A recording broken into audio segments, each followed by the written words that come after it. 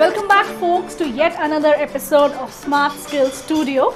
My name is Neha Pant, and this is the concluding episode for the series on barriers to effective communication. In the previous part, we have understood the concept of barriers to effective communication, and also we have talked about various barriers, namely language barrier, semantic barrier, physical barrier, and psychological barrier. In this episode, I am going to talk about a few more barriers to effective communication. First barrier that I am going to touch upon is physiological barrier.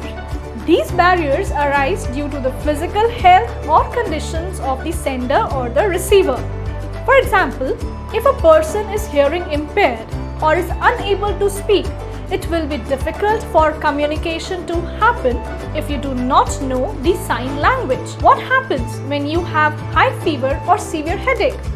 You are not able to concentrate on the communication and might only decode partial messages, thus affecting the communication channel. Poor health, deafness and hearing impairment, blindness and vision impairment, speech disorder, physical condition of the body such as pain, disease and sickness are a few examples of physiological barriers. The next barrier is attitudinal barrier. Most of the communication in our lives fail due to attitudinal barrier, which is a result of one's own attitude, behavior and assumptions built over a period of time. This prevents people from communicating effectively.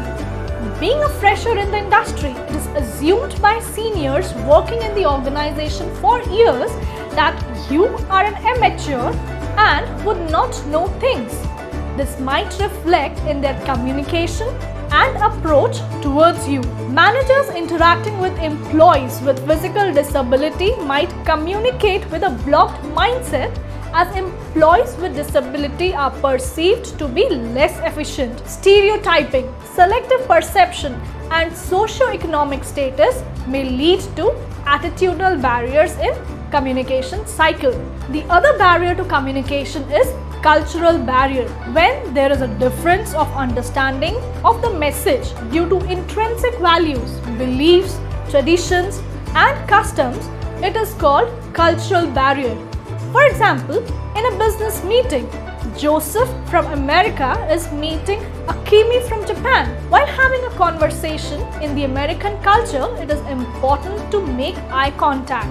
However, making eye contact in the Japanese culture is considered rude. Can you imagine how will non-verbal cues be decoded in this conversation? Well, I will leave this for you to ponder over. In addition to the communication barriers discussed in the series, distortions in the communication process might happen due to demographic difference, organizational structure, information overload, and inappropriate channels of communication used. Encapsulating communication barriers can be referred to as distortions or noises in the communication process, resulting in partial or complete message block. To improve on communication skills, one must be aware about communication barriers and strive to overcome them.